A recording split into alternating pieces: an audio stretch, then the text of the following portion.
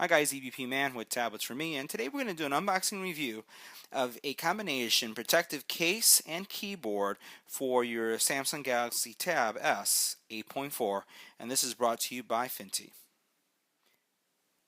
Inside the box you'll find a smart book cover from Fintie, very similar to one that we have previously reviewed on the channel. But this case is a little bit larger, and it's larger because it's also housing a keyboard. Let me bring it up in an angle so you can see what I'm talking about. So I still have the foam here just to give you an illustration of having the tablet there, but now this is the thickness of the actual case with the actual keyboard. Now this is not that thick when you think about the fact that you have a keyboard inside of this case. Let me show you how it compares to the original case that we had reviewed. So this is the Fintie case just with the tablet, and then this is the Fintie case with the tablet and the actual keyboard both combined. So you do get about, I would say, a little bit like a half an inch thicker when it comes to the actual case and keyboard combined. But the value that you get out of this case is the fact that you have an actual keyboard that you can type with. This is especially important for those of you who are college students or even in high school and like having your tablet with you small enough that it fits in your backpack, but at the same time giving you some typing experience. Let's go ahead and see how the actual tablet fits in the case, and then we'll take a look at the keyboard as well. The case itself is made out of synthetic leather. It's a very good looking case. It comes in multiple colors. I happen to have the black one.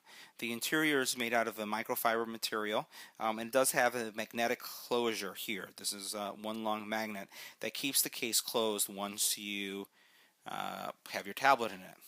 And as I had mentioned a couple of seconds ago, this case is a little bit thicker because, or has more material so that it can support the actual keyboard. You don't have to have the keyboard in the case, and I'll show you how that will work. But still, this case is similar to the previous version, or the version from Fintie that does not have a keyboard in it. What we'll do is we'll take our Samsung Galaxy Tab S 8.4, insert it. You just insert it like that, and then you press on the sides and it snaps in, and we'll close it so you can see how the case fits. Now without the actual keyboard on, the thickness of the case is very similar to the just the book cover case that is provided by Fintie, but you'll notice that as I squeeze down I have this extra material. This extra material is of course to support the keyboard. So everything aligns nicely, just like the other one, with or without the keyboard. So you can see your headphone, or your camera's there with no problem. You have your speakers there, pinhole mic on the bottom, your headphone jack, your charging port. Your IR blaster, it isn't visible because it's covered and it's available right here. But this is giving you some nice protection so that if you do put it in your briefcase, you don't have to worry about it. It does have bumper protection on each corner. It has a little bit of material, but it's very form-fitting, so it's close to the edge, but you have those bumpers there that are going to help, and the same thing is true on these sides. If I were to look at the keyboard now that comes with it, this is the Fintie Bluetooth keyboard, and this keyboard, again, is small, but it really lends itself for the form factor that you have with the Tab S 8.4. It is Bluetooth, it is rechargeable, and if we look at here in the corner, you'll notice that here you have your micro USB charging port. Now, how does this keyboard work in conjunction with the actual tablet? So what we'll do here, go ahead and turn this off real quick. The back of this connects to this, but the interesting thing is that there's no Velcro required. It's actually magnetic. So now that I've placed the actual keyboard on it, notice it's just resting there because there is actually a magnet back to it. So all you would do is align it however you want it. You notice that on the corners here there's these bumpers that raise the keyboard from the actual corners. We'll bring this up in an angle right here. So you'll notice here's your keyboard, and then you'll notice that there's a bump here that raises it to the same level so that your screen is not really touching the keyboard. It's resting on these two sides.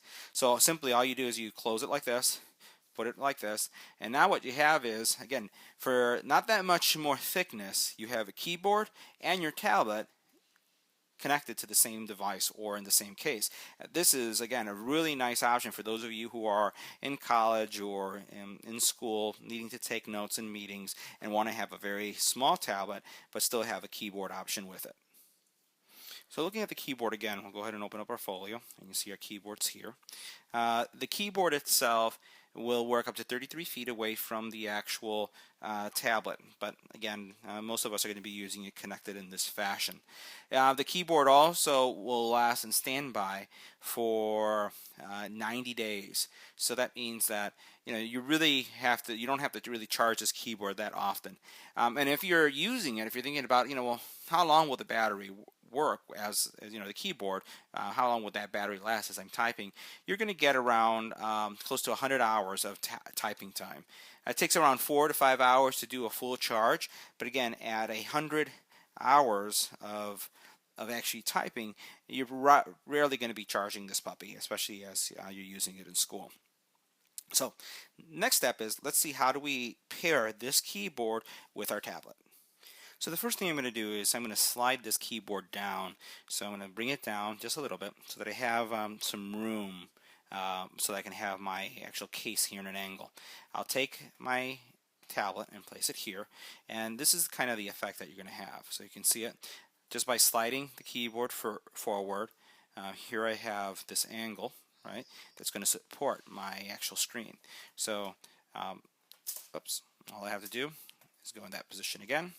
And now what I'm going to do is turn on the keyboard and turn on the tablet and pair them both. So I'm going to turn on the actual keyboard by pressing and moving it towards the on position. You'll notice that there is a little blue light that turned on, letting you know that I have power. And what I'm going to do is I'm going to slide down on my tablet and I'm going to go into my Bluetooth settings. All right. So what I'm now going to do is, I'll put this in an angle so that you can see this better. I'm going to scan for an available Bluetooth device. I'll let it scan. And as that's scanning, I'll just make sure that I'll press the connect button so that you can see that little blue LED blinking right by where you see the actual Bluetooth symbol. You notice Bluetooth keyboard appears here. I'm selecting that, and it's pairing. It's asking me to type in a code, so I'm going to type in 371327 and then press enter. And by doing that, you'll notice now that the Bluetooth 3.0 keyboard has been paired. So now all of these keys will function with the tablet as if I was touching the screen. So if I press the home button, my tablet goes to home. I can press the different arrow buttons, and they will be supported based on the functionality of the tablet, but you can see that the tablet is moving in different screens, or as if I was swiping it left to right. If I were to open up a word processor, and that's the next thing we'll do, and we'll see how the actual keyboard performs. But it supports, this is an Android keyboard, so you have a function button here where you can actually raise the volume. You press function, and you press this. You notice that my volume is going up. If I do function and I press this down, the volume is going down. I can lock the tablet by pressing function and that, or I have media player controls here that I can use for either playing music forward and back, etc. I also have access to some of the multitasking capabilities, escape, and then also search by clicking on any of those buttons. So let's see how the tab performs in a word processor. So what I've launched is Google Docs. So I have Google Docs on the screen, and I'm just going to type. And typo. And as I'm typing, I'll tell you that there's a lot of the keys provide feedback, so you do hear the click. It is a little smaller. It's cramped because again, it's not a full-size keyboard, but it really depends on the size of your hands. My hands are bigger, so it's a little cramped as I type. And as you can see, the response time is adequate. There's really no lag whatsoever as you're typing. This keyboard. Period. So, as you can see, it performs well. I still have to see if the battery life claims are accurate, so I'll be testing this over the next couple of days to see how much or when I have to recharge the battery. But so far, it performs as described. Pairing was very easy.